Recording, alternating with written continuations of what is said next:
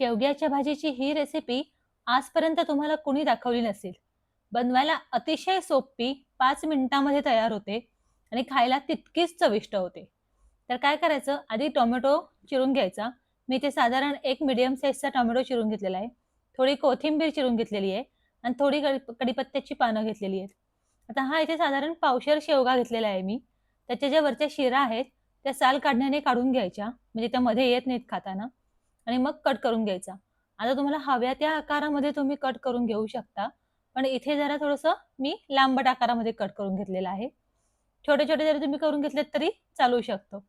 आता पाणी घेऊन याच्यामध्ये हा शेवगा पाण्यातून थोडासा काढून घ्यायचा, स्वच्छ करून घ्यायचा. इथे मी तूर डाळ शिजवून घेतलेली आहे कुकरमधून. म्हणजे भाताच्या बरोबरच तूर डाळ लावली होती. हे जे वरण आहे ना, हे तूर डाळीनेच बनवायचं आहे. शेवग्याची जी आमटी आहे ही तूर डाळीचीच बनवायची आहे. वेगळी डाळ याच्यामध्ये चांगली लागणार नाही. छान हटवून घ्यायचं हे वरण. लगेचच फोडणीची तयारी करायची. कढईमध्ये तेल घ्यायचं. तेलमध्ये साधारण 1 चमचाभर मोहरी घालायची. 3 ते 4 मोठे चमचे हे मी तेल घेतलेलं आहे. ह्याच्यामध्ये 1 चमचाभर मोहरी घालायची. मोहरी घालून झाली ना, की लगेचच कढीपत्ता घालायचा. कढीपत्ता चांगला तडतडला, की मग ह्याच्यावरती टोमॅटो घालून घ्यायचा. टोमॅटो घालून झाला, की मग ह्याच्यामध्ये आपल्याला हळद आणि हिंग घालून घ्यायचे.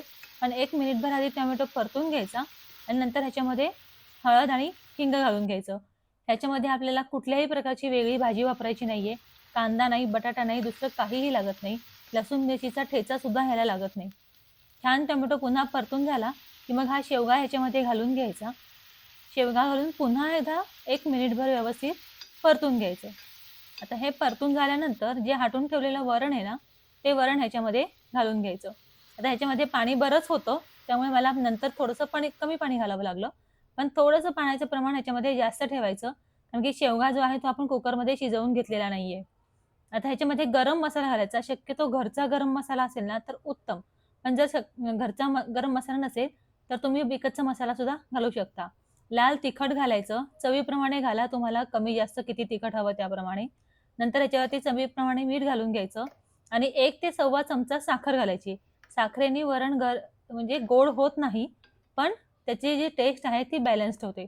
त्यामुळे साखर आठवणीने घाला. साखरेशिवाय या वरणाला चव येणार नाही. आता झाकण ठेवायचं आणि एक 5 मिनिटं मोठ्या गॅसवरती चांगली उकळी येऊ द्यायची. आपलं इथे वरण तयार होतं. फार वेळ लागत नाही, फार इन्ग्रीडियंट्स लागत नाहीत. अगदी सहज तुम्ही बनवू शकता. ह्याच्यावरती कोथिंबीर घालून घ्यायची, म्हणजे खूप सुंदर असा वास येतो. इथे आपलं वरण तयार झालेलं आहे. तुम्हाला मी इथे शेवग्याची शेंग एक तोडून दाखवते. अगदी 5 मिनिटांमध्ये मोठ्या गॅसवरती तुम्ही शिजवलत ना, हे शिजून तयार होते. आणि शेवग्याची शेंग कुकरमध्ये शिजवून घेतलेली नसल्यामुळे जी शिजताना वरणातच शिजते ना, त्यामुळे वास त्याचा जो असतो, सुगंध जो असतो, तो खूप छान येतो वरणाला. गरम-गरम वाफाळलेल्या भातावर हे गरम वरण ना, इतकी अप्रतिम चव येते, खूप सुंदर चव येते. नुसतंच भाताबरोबर काय, तर पोळीसुद्धा कुस्करून त्याच्यावरती हे वरण घातलत आणि साजूक तूप घातलत ना, तर पोळीसुद्धा भन्नाट लागते. खूप सुंदर असं हे वरण तयार होतं. तुम्ही एकदा नक्की ट्राय करा. तुम्हाला माझी रेसिपी कशी वाटली मला कमेंट करून नक्की सांगा. तुमची एक कमेंट आली की मला खूप छान वाटतं आणि नवनवीन रेसिपी बनवायला आनंद मिळतो. भेटू पुढच्या रेसिपीमध्ये. तोपर्यंत बाय.